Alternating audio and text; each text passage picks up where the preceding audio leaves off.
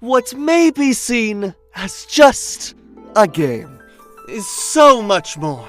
Under the surface, countless stories reveal aspects of human nature that will forever remain untold. Here on Philosophers, we will tell those stories. This is Philosophers, Video Game Philosophy. I am David Leibowitz, and time to get the spiel for your enlightenment. Game starts.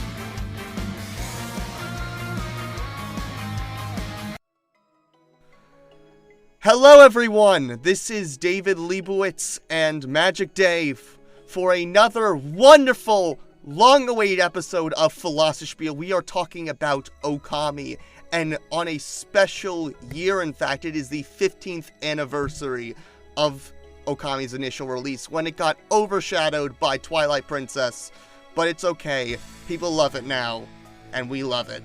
So, Magic, would you like to reintroduce yourself? That's right, Cyber. Welcome back, and I want to say hello once again. My name is Magicday, and I am joining with the lovely Cyber to discuss more about video games.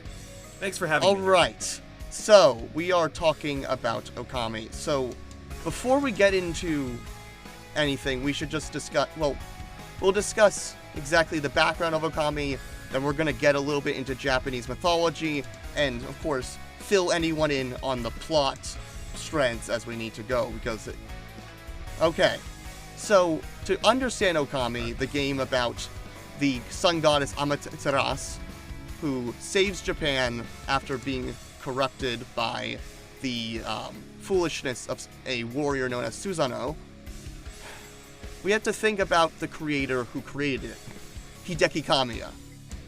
Living in the Osaka prefecture, he longed for the days in which he lived in the countryside. This is the concept known as Satoyama, which prevails through a lot of Japan as they are living through a sort of an identity crisis. They used to be very much with their culture, but now they are in the cities. Now, Japan is very good with its nature. 70% of the country is covered in forests, but there's still sort of this disconnect, a paradox that I think Ōkami highlights. So, now, do you have any comments on that, Magic? It's mostly because, from what I've seen, Kamiya wanted to explore more into nature side of things, or delve further into Japanese traditionalism, as far as I know. Other than that, let's continue on with more about what Kamiya's reason is for making Ōkami, and go from there. So, I guess the idea was that Kamiya wanted to make Japanese traditions or history well known in a video game, right? Yeah. And so he wanted to introduce a lot of concepts and ideas, and also even Shintoism into the game as from what I see. So briefly, definitely with Ōkami. So we'll move on to Shintoism now. So briefly, to understand why this game is so important, Shintoism was a big thing pre-World War II, of course. We'll talk about that more later. We should probably bring in the big concepts. But why is it why is it all about nostalgia? Is because after World War II happened, Shintoism used to be associated very much with the Emperor. The Emperor had a relationship with Amaterasu, who we will talk about very soon, the sun goddess, who is the main character of Ōkami. But when yes, you want to say something? Oh, I was gonna say, the Emperor didn't the Emperor also had an affinity or a love for nature, particularly wolves as well at the time? I don't know about exactly at the time. I believe by the time World War II happened, the wolves were exterminated. I think. Something like that. No, I will. Sorry. No, I'll tell you exactly. The Emperor used to, in the history, had a love for wolves. But don't worry, we'll talk all about that. But when Okay. But when the Emperor was defeated and the Emperor announced that he's not holier than thou, Shintoism got out of style. People stopped caring about it. I think Buddhism was still there, but later on people started reconnecting with the Japanese traditions. Japan actually is what you can be saying as the most religious atheist country, because the majority, like 69% of the country, identifies as Shintoist. But they probably don't believe it, and there's actually a push and pull on if these, the Chunjunomori, I believe they're known as, the sacred groves that circle the shrines dedicated to the kami, the Japanese gods, should be funded by the government when there is supposed to be a separation of church and state. So, who else better to talk about when talking about that is Amaterasu herself. So, exactly. That's so right. Amaterasu is probably Japan's most important goddess.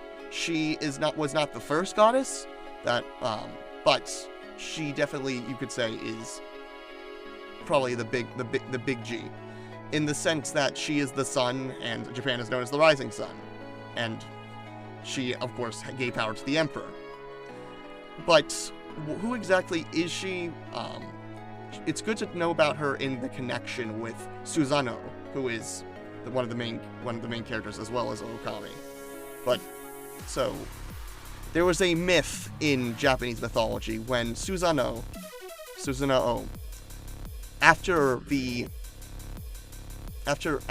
grief of the death of his mother, Izanami, who is sort of featured in the game as well, who becomes the goddess of the underworld, he went into grief and desecrated sacred rice fields and a shrine and defecated in it, and killed I believe a weaver.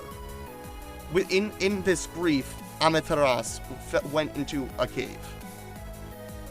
All of the gods went together and tried to bring her back, and they were able to successfully do that when they were introduced a mirror, which became one of the 3 sacred artifacts of Amaterasu. And as she didn't recognize that it was herself, one of the gods pulled her out, and that is honestly, I think, something that we can talk about later, of sort of a life cycle of forgetfulness and remembrance. Of course, when she went into the cave, that explains the sunset. So, in understanding Shintoism, unlike other religions, it has no real doctrines when it's separated from imperialism. Its one major doctrine, you could say, is the fact that it is a form of animism, or saying that anything has a soul.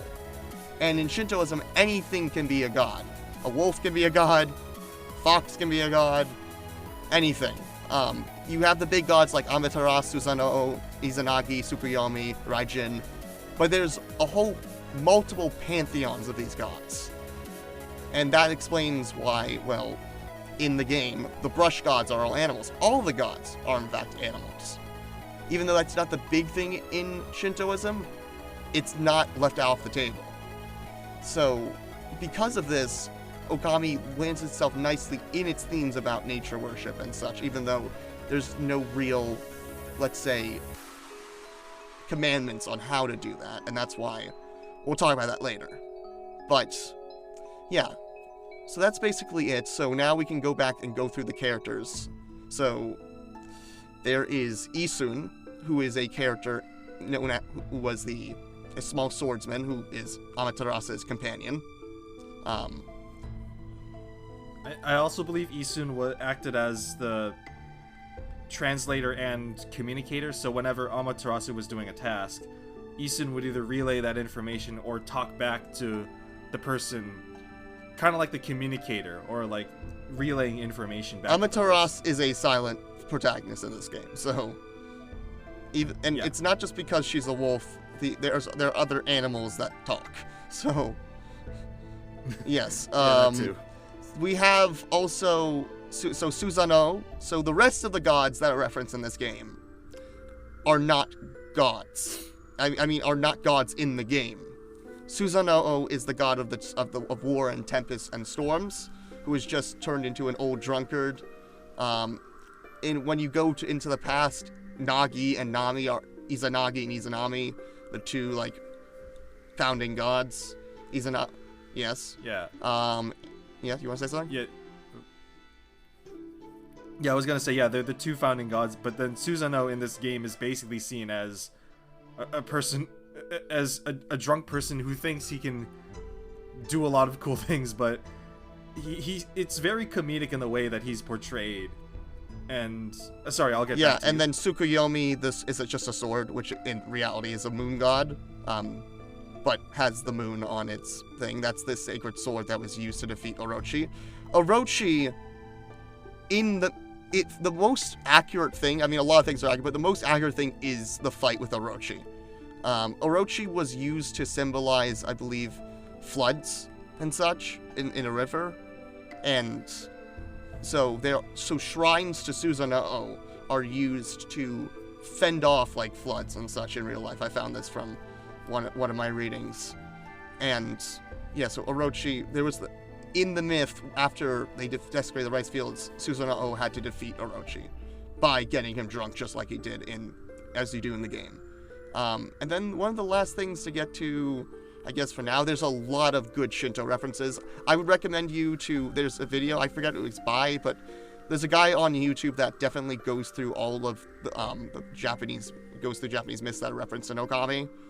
We're more here to tell you about the meaning, but the last thing is Shiranui, who is Amaterasu's ancestor, and Shiranui is less of a thing in Japanese mythology and more of just a way of light. Do you want to say something about that?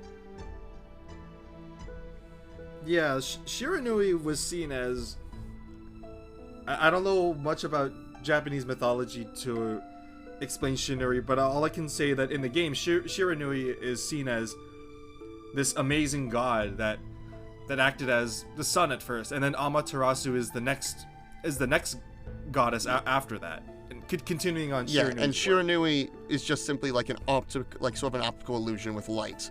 But a lot of things are referenced to Shiranui, so it's a big deal. But I believe it just means like will-o-wisp or ember. So that's really that for now. But as you can see, Shintoism is very closely tied with nature. Now, do you want to talk about Amaterasu's morality and how that connects? Yeah, sure. I'll discuss this, Cyber. So, from what we've seen in the game, you basically play as a goddess who raises the sun in the form of a wolf, but her actions are more inclined to helping the people in Japan, helping the people in the countryside, and a lot of things based towards nature. Amaterasu's actions are guided that she wants to do good in the world because it's the least she can do to make sure that the people of the land, the people of essentially of that world, are trying to go through their day by day.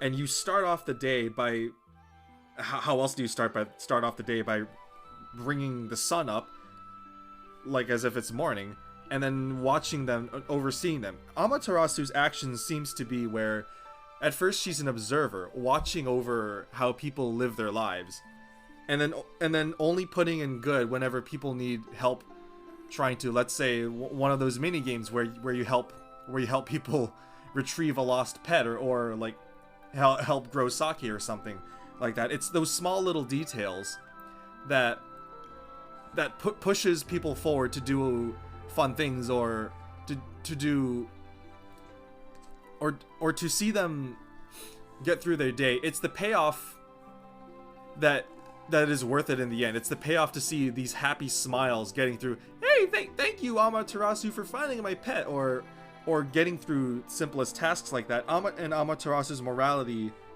shines through because she was willing to step down and help out a couple of people here and there, which is all part of the gameplay, which is all part of if I do this, it's like getting through a side quest, and if I complete the side quest, the payoff is a certain reward that makes the main quest a little easier. And how it's done is basically Amaterasu's good benevolent actions towards towards the Japanese people. And there's the praise mechanic, correct? I believe there is some form of praise mechanic.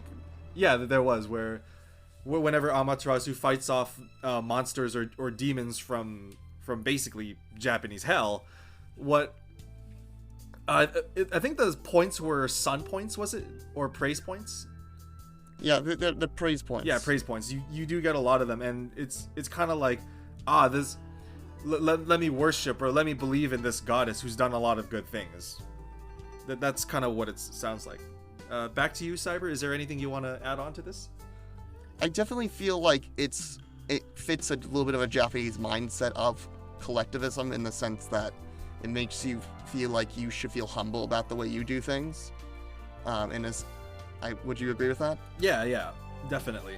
Like, even though Amaterasu gets a lot of praise, Isun and Amaterasu don't boast about it or don't like show off about it. They just accept it and they move on with their task, and they don't make a huge deal about it. Like, they are very humble on what they do.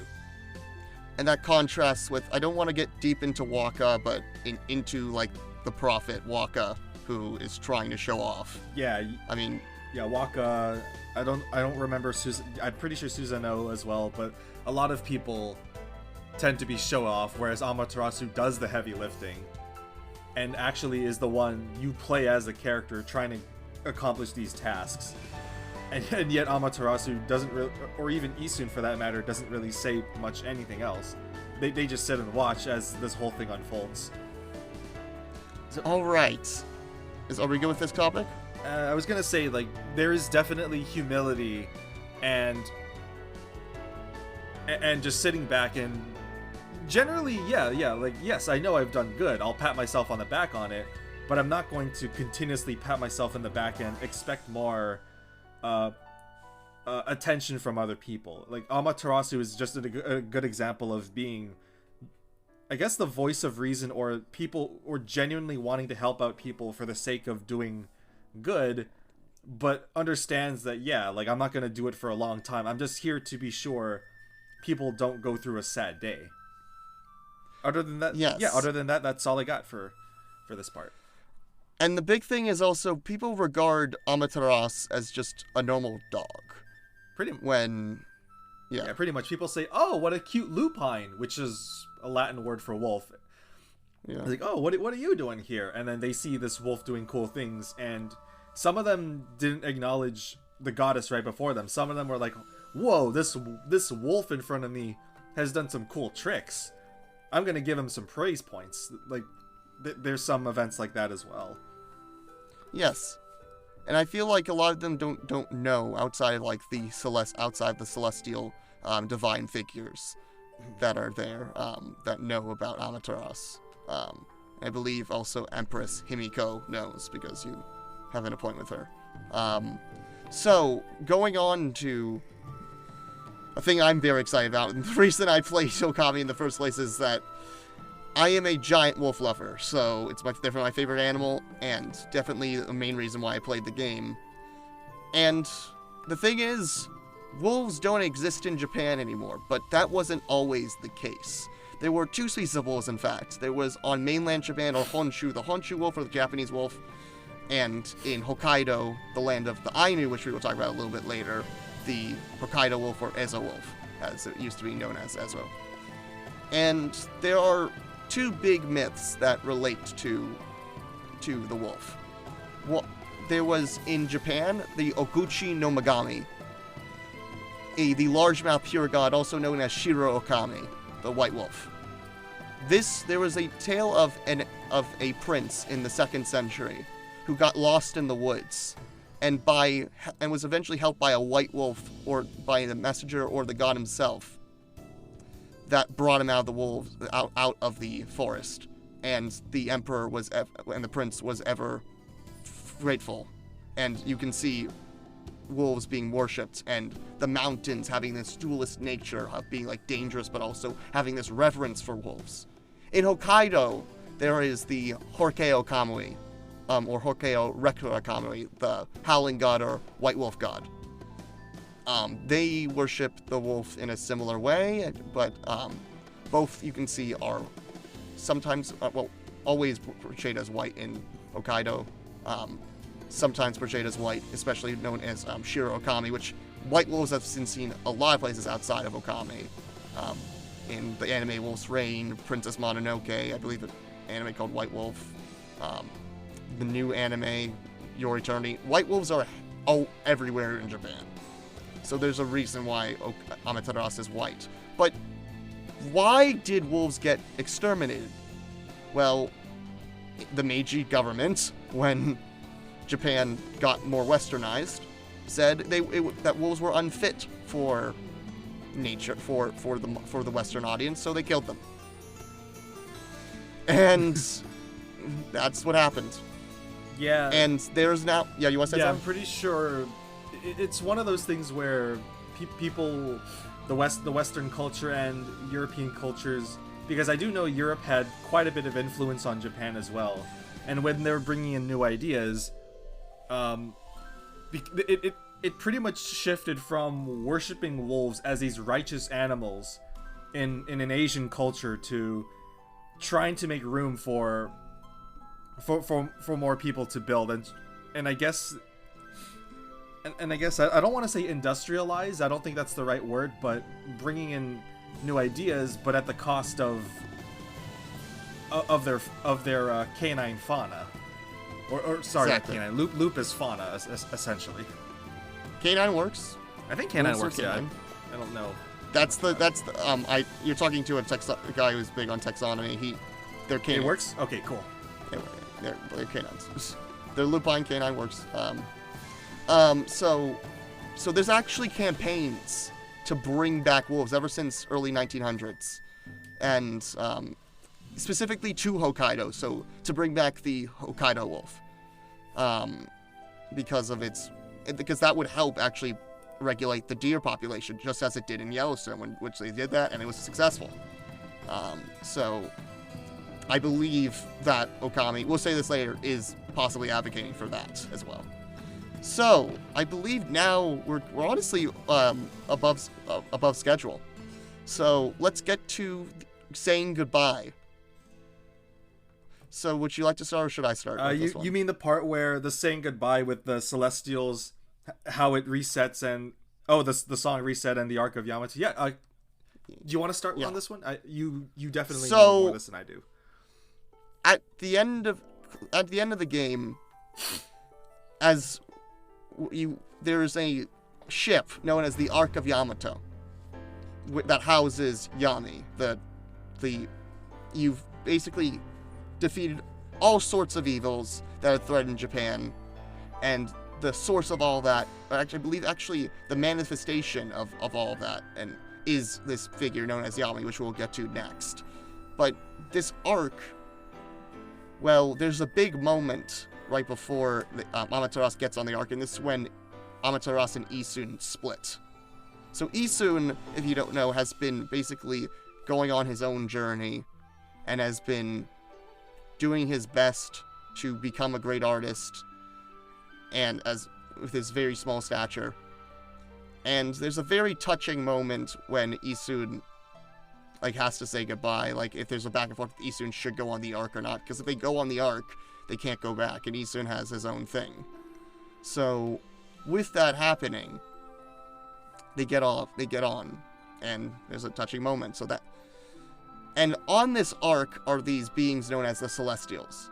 And the weird thing about this arc is that these Celestials look Greek/Judeo-Christian. They look like angels in togas, and they have halos. One of them is even named the Marco.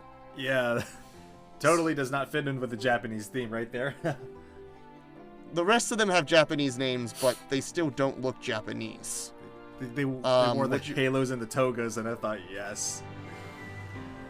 So they seem like they come from the moon, but the question is, why is that? And we're going to talk about what the Arc of Yamato symbolizes and such, and as you've gone on this journey, and how it relates to the song Reset, which sadly doesn't play in every version of the game. It didn't play in my version. I discovered it, though. But what do you have anything to say about the Celestials? all-powerful beings trying to fend off the god of darkness.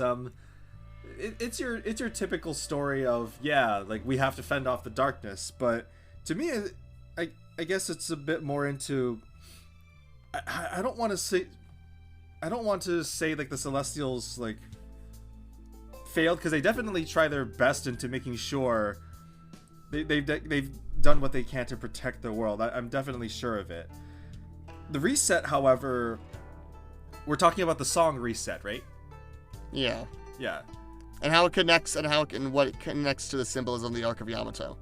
Yeah, that part is definitely where once it's done, it's resetting back into a new story, a new chapter where, like you said, Isun wanted to be an artist. He knows that he's been a good companion, if not your buddy with you for the ride, but he doesn't intend to achieve like godhood or join Amaterasu forever. He knows this, and that's why it's so sad, because it's kind of like two best friends finding their goals, knowing what they want to do in life, and they have their duty and they have to do what they can to fulfill it. They can't waste any more time or lose it on each other. They know what they have to do, and that's kind of what it looks like.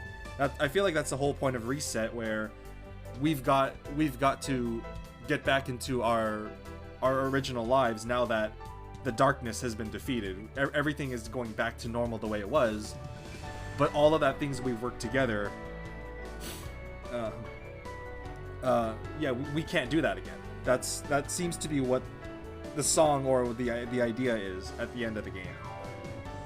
So, I think this all convolutes on why these three ideas fit together is because the Celestials are not seen as a malevolent force. They're on your side. You're helping them.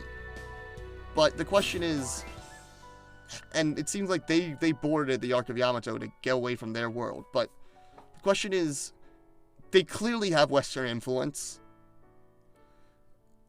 Do you think that they are trying to say something about the Western culture infiltrating Japan, and as we were saying about how that eliminated the wolves in that sense? I mean, I could bring back that. I do know that back then Europe had quite a bit of influence. I know there's a lot of Spanish exporters wanting to like share resources or try to communicate with the Japanese at the time with ships. So this could be the idea that this could be and because they traveled by boat, and the Arc of Yamato is a massive boat, this could probably mean that, hey, we've met a lot of new people we've never seen before, different people with different cultures coming in on different boats. So I think the idea was that Celestials it didn't matter like where they are. People have their own different style of living, and they took that in the form of individual gods or individuals that have godly powers, which are the Celestials. That's all I can say for this part here. And they're aliens, so sort of like everything is an alien for Japan. I think we made that comment. Oh yeah, that too. Like, basically everything is an alien to Japan, because who are these new people that are coming in with exports to ship in from the boats? Yeah, I mean, they did come from the moon as well, so yes, they came from the moon. And I definitely think this connects to a little. Well, first I want to talk about resets.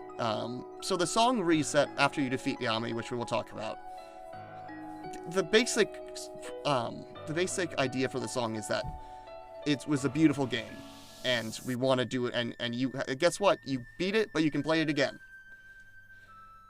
But for me, that's just not satisfying enough. I mean, I guess what they meant to say was that it's not going to go forever. Everything's going to go back the way it was, but if you want to relive that experience, hey, the game's yours. Just play as you want, man. I think that's what they're going for. But there's a lot more. As I've been trying to say, I feel like there's something more to it, and I think this goes back to the idea of Satoyama, and the whole reason Okami was made in the first place was Japanese nostalgia. In the sense that it says I will never, is that I have to say goodbye to who I was before, and I must reset the sadness. Yeah. So the question, and we talk about these ideas of Japan and where it's going. I mean, I,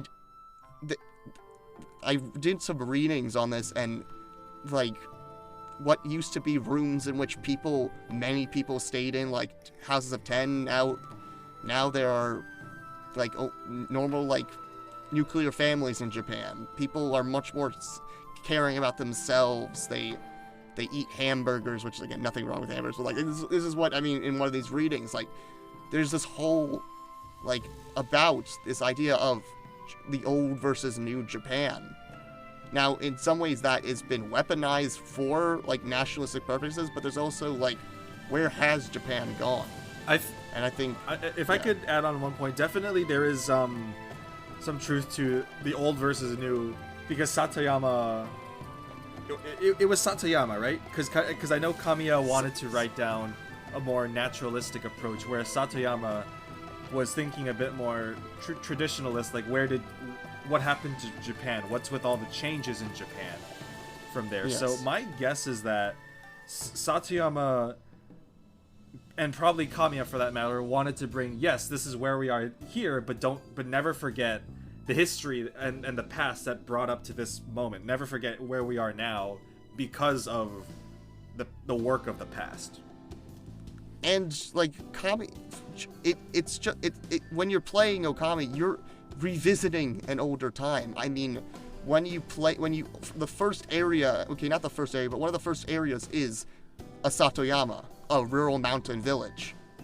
Yeah. It's exactly. Yeah, pretty much. They focus back onto ancient history. So you are playing a game from the past.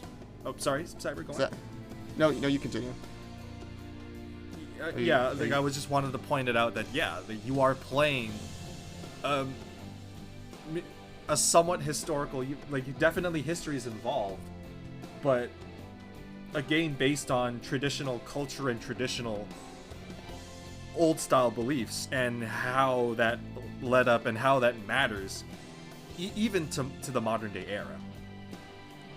And that's why I call this game an epic for our time. I believe it is exactly that, because it's an epic that is a mishmash of all these different Japanese myths told in a new style, with the focus on making these gods animals to show the importance of nature. But it's not just an environmentalist game. That's the main takeaway I take from it. But environmentalism and Japan go hand in hand. So it's not just a goodbye to what Japan used to be, and we'll get into how edgy it is very soon. We have a little philosophical question about what the Arc of Yamato is, but it's saying goodbye to just the old way of living. And even though Japan is, again, 70% forested, I've covered exactly how it's not as environmentalist as it seems to be. So briefly, we've discussed, we think the Arc of Yamato is modern Japan, and the old Japan is the land of myth that you play through. We believe because Yamato used to be a word that means Japan. Yeah. Because to me, it's more like I think with the whole idea of never forget your history, there is definite reason to believe that you guys that the Japanese people should always remember what it is that they've learned and what it is that they've gone through. But I can definitely see why this is saying goodbye to the past, because at some point, whenever you make way for the future, you can take whatever you've learned from past history, but you're moving on. You can't stay old style traditionalist beliefs forever. I think there's also video games like Okami have a lot of themes to cover. There's always a lot of themes and ideas to discuss, such as, like you said, environmentalism, gods, animals as gods, and the main thing that when it comes to saying goodbye or trying to make a new wave for the wave of tomorrow, it comes up with the idea of, should we retain our traditional beliefs? Should we keep our old way of living because that's how it helped us? Or should we, I don't want to say fully abandon it, but we do have to leave behind some things that that can't stay forever. We have to always make new changes. I guess that's why a lot of modern day Japan, people always look for the things that are trendy or things that are always new, but always ask themselves, am I doing the right thing? Sorry, I need to get some water. Okay. Well, and I think that in saying goodbye, you have people that actually argue for, like Keipo Huia, who is a big environmentalist, and for this idea of like the slow life. And they see Western culture as infiltrating Japan, and has brought Japan to the way it is at the moment, and brought the world and this East-West paradigm. It could be a cultural conflict between the two, but I do know that a lot of environmentalists care more about trying to reduce some pollution or industrial damage, because in their minds, sure, we can discuss some more about culture, whether it's Japanese versus Western culture, but I want to protect my trees. I want to protect the animals that live here, and I think that also comes to mind where, sure, if we do restore nature in some degree, am I going back to the old ways of worshiping nature, I guess, in that aspect, rather than looking forward into the future, where I need to focus what comes afterwards. Should we discuss a bit more on Yami now? I don't know. Yes, we should discuss. Yes, we should discuss Yami now. So what the question is? So this Okami episode has been actually a very long time coming. I'm not going to get into the details of why, but Yami, I originally was like, no, it means industrialization, it means capitalism. The hand, the final form where Rising Sun plays is like the invisible hand of the market. The seal or the fish that's inside that you have to attack is captivity. And the slot machine phase, that's the worst phase of the fight, even though everything else is fantastic. Is like it symbolizes also like gambling. It's a reference and stuff, but to like gambling with like pachinko machines, right? Yes, which was a big thing. Oh, I mean, pachinko. Yeah, that's a big thing. There's a book I read actually 2 years ago that related to Japan's occupation of South Korea, and that had the whole just Korea and its relation to it was called pachinko. But yeah, but then there's of course the robotic form and such. It has a very alien appearance, but many people I talk to and like say, no, you're overthinking it. But it's gotta mean something, because you fought Orochi, who is floods that can. But what is Yami? So what I've come to is that Yami, who like has no words, is just this ball, is with some is just in a sense forgetfulness, at least. Because there's got to be something. There's got to be some sort of dark. What is the darkness that's corrupted Japan? So what do you want to say? I was gonna say that Yami. I mean, sure, there's like mechanical hands, there's industry, but I don't think that's what they're going for. To me personally, Yami seems to be this whole god of darkness that wants to engulf darkness because that's all it ever does and that's all it's ever known. And the reason why, yeah, you can say a lot of bad things are put onto it. Oh, capitalism and money making and business corporations are bad, so it must be a whole part of darkness. But to me, Yami isn't really necessarily all that. It's, to me, Yami, because Yami is the Japanese word for dark. And yes, it means darkness, yeah. And I think for forgetfulness and darkness is just what they were going for, and that's it. And whatever ideas they've included in, such as like industry or like rich people or corporations, anything like that added in, is just like a symptom, or is just some form of what comes afterwards, or what works with the true evil, which is complete forgetfulness of where you are in the dark. Because that's why whenever you forget things, there's a saying, you're left behind in the dark, because you don't know where you are, and there's no light to help guide you or show you, hey, get out of the dark. And so to me, Yami is this massive form of complete darkness that does horrific or negative things for the sake of opposing good or opposing animal life trying to live peacefully. To me, Yami is just the whole symbolism and embodiment of darkness that you have to face. And Yami, all it ever does and all it ever knows is how to engulf and expand and invade anything that has light in it, because that's all it does. It's kind of like a parasite, essentially. Yes. And it's took over the Arc of Yamato, modern Japan. Yep. That's where it all fits. Exactly. So there is a moment in that where I do want to cover before we get to how edgy Okami is of course like the moment. So you've defeated the most like many stages of the fight. It's a fantastic fight. But right before the final phase there's a moment when Amaterasu seems like she's done for. But then all of the voices, all of the thankfulness comes, and they acknowledge her existence because Isun finds his path, and he tells the world how wonderful Amaterasu is, and then Amaterasu turns into Shiranui, basically.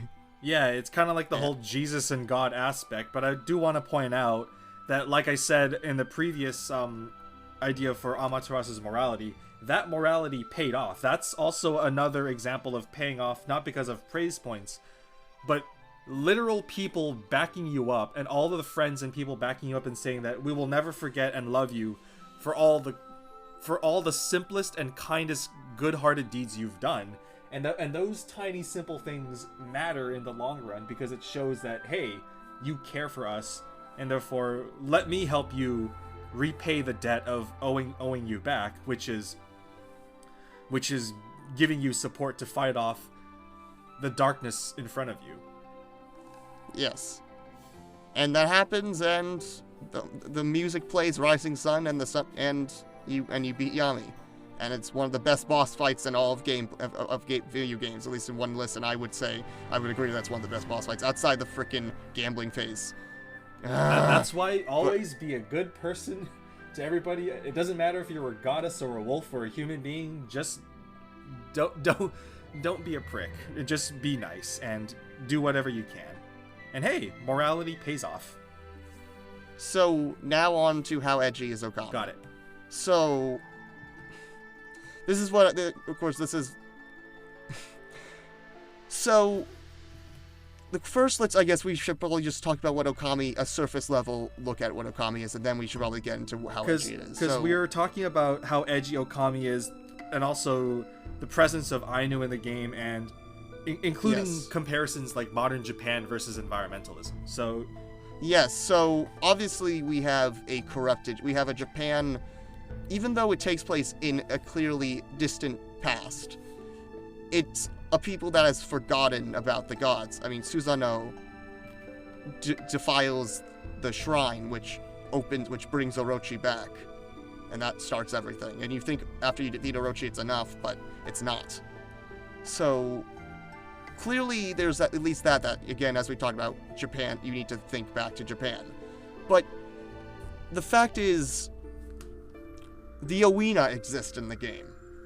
And also, not only that, the fact that the main character is a wolf, so we've already talked about how we need to bring wolves back, but the Ōina in the second to last level are given such importance. And their mythology is shown. It's not just Shinto. Okikurumi, the head of the Ōina, is known as Oki, is like their big god. And the fact is, you are a white wolf also fits with Horikei Okamui. And there's a bunch of gods. They wear masks, and I think one of the reasons was because they have black lipstick, and they didn't want to show that, even though things like Golden Kamui, the anime that I'm watching now, I believe actually they just remove it, but they do it without masks, and they turn into dogs and different animals to show that their connection with nature. But I don't need to go deep into their mythology. Again, there's another good video by the same guy that goes into that. But the fact is, Ainu were the first people in Japan. They live in Hokkaido. And they've been screwed over. Yeah, it's kind of like the First Peoples, where the First People found their home living there. And yeah, Ainu didn't really enjoy what was coming afterwards. Yeah, and so the fact is, he's clearly arguing for Ainu rights. I mean, he's trying to show Ainu to the people. And in 2004, so 2 years before the game was released, there was an act that got Ainu more rights. I believe in like 2017, 2018, another one that got like officially recognized as like something. So I think it helped. So the fact is, that's one edgy point for it. I think still the fact of showing gambling is there. And what would you like to say? I mean, this is the section where I could go on and on about like Japanese environmental problems and such. I mean, like, to me, but here's the thing: environmental problems kind of have always been around in history, but the awareness has definitely increased within like the 20th century, especially nowadays, where people are talking about like we do need to focus more on environmentalism. But here's the thing: Japan isn't really the only country. So does a lot of people, and I feel like, sure, we can blame a lot of, if not practically almost every country for environmental problems. But let's focus on. But I gotta focus on Japan. Sorry, if I have to say, Japan does try whatever they can. That's why you see a lot of encouraging titles or different methods to get people to, whether it's recycling or throwing away proper bins. Also, did you ever notice there's a lot of plastic used in Japan? So Japan has it. So permission to go into a few of Japan's environmental problems? Absolutely. Awesome. So I'm actually, this coincides with the paper that I'm writing for a class about Japan's heavy use of timber.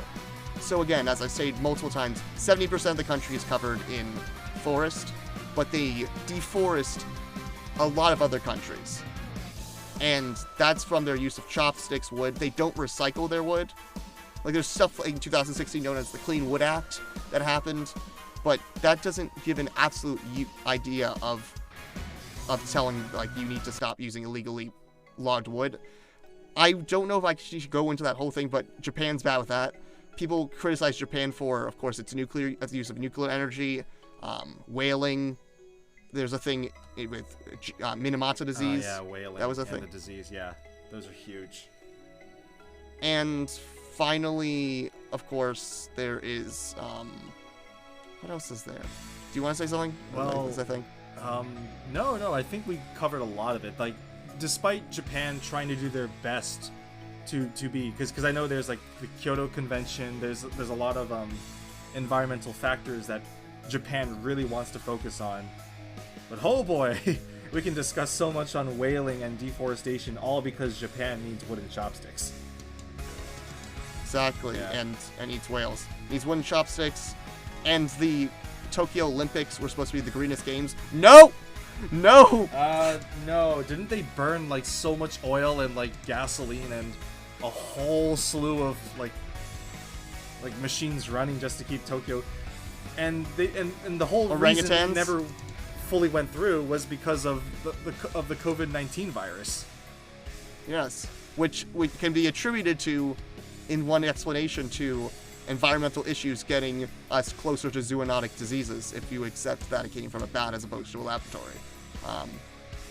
Though let's not go into that. That's a different topic entirely. That's a different topic. Should we move on to, I guess, the diagnosis or further critical discussions about it? Yes. So here's the thing, though. I did read a paper. I think Kamiya is not trying to be a Japanese nationalist. Clearly is not, because he's putting Ainu in the game. But there is something about the use of this that when people say Japan is the best, as we see, it's not. And it's used as sort of like a use of eco-nationalism, as well as the idea of Shintoism not always actually being the most environmental doctrine. Because in the past people have done it, but they did they didn't have the best relationship with nature in the past. Better probably than other countries, but it's something known as like not in my backyard environmentalism. If I could point out, I mean, here's the thing though, like people are definitely gonna say, like you got some patriots in your world because that's the world that they've grown up in. That's the world that they were taught.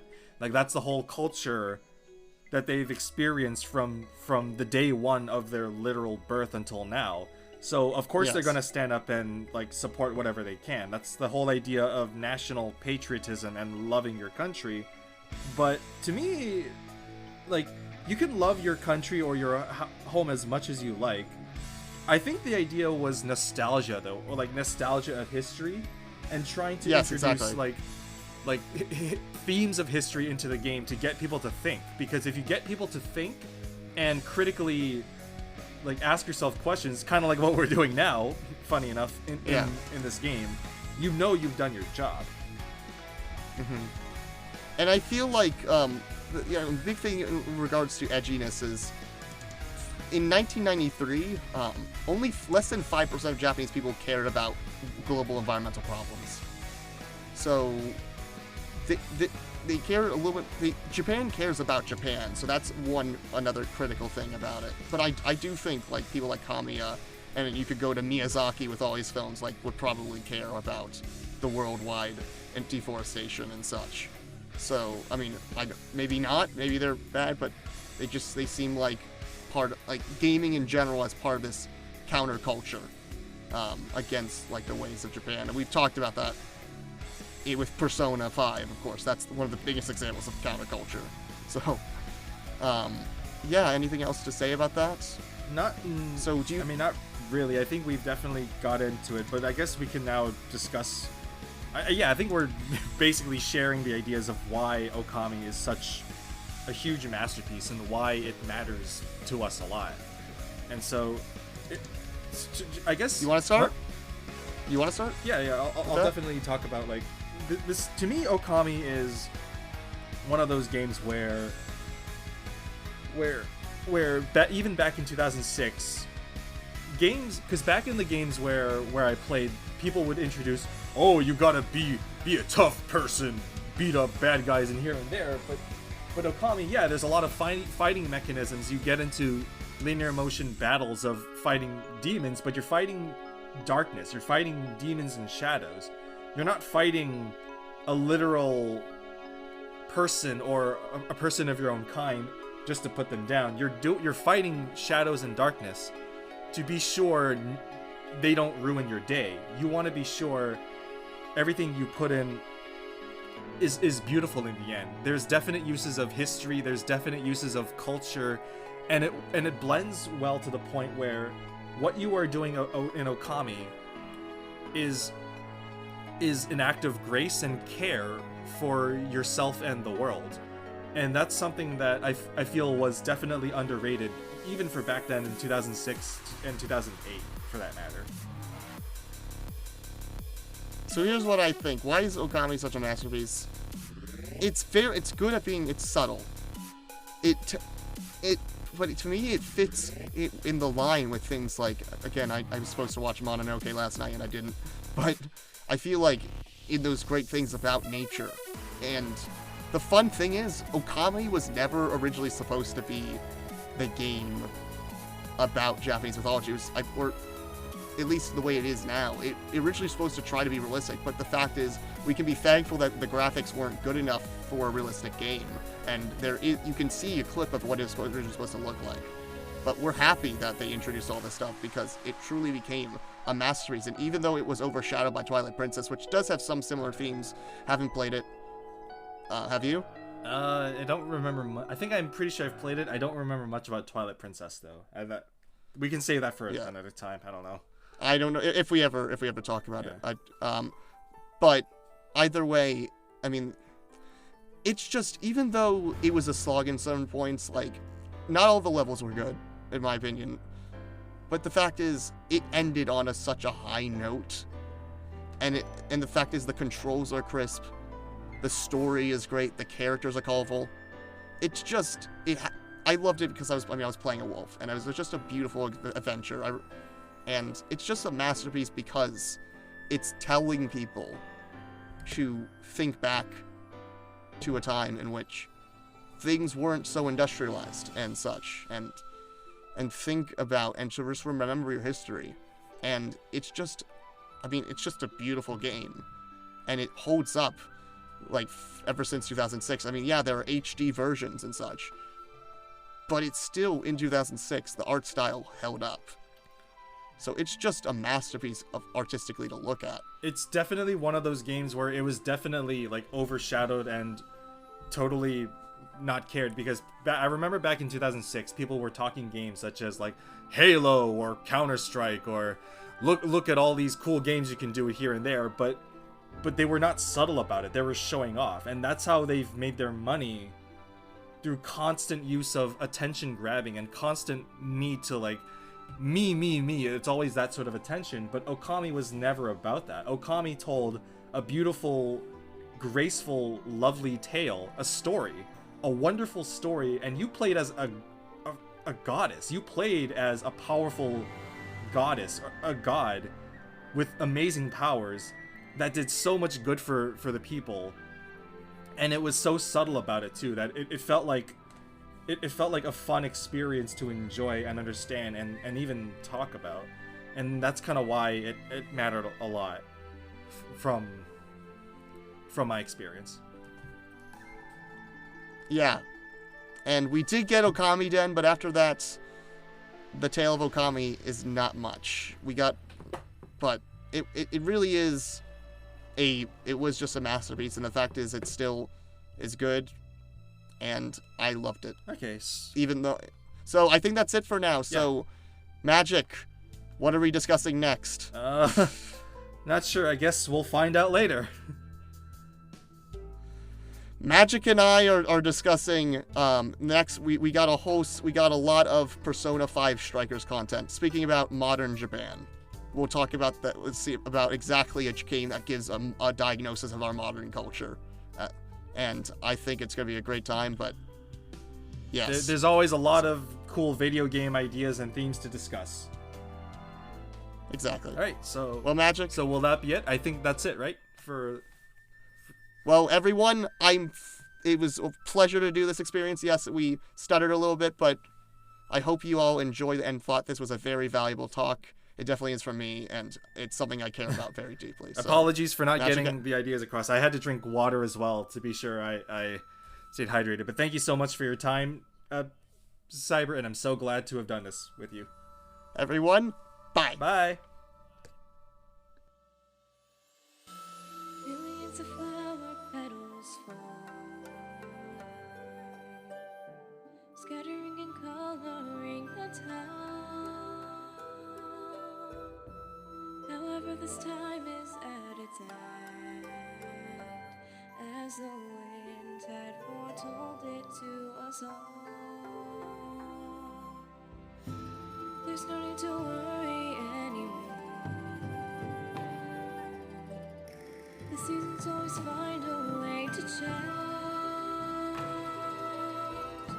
We knew that ever since the time that we watched the moon in its brilliance before.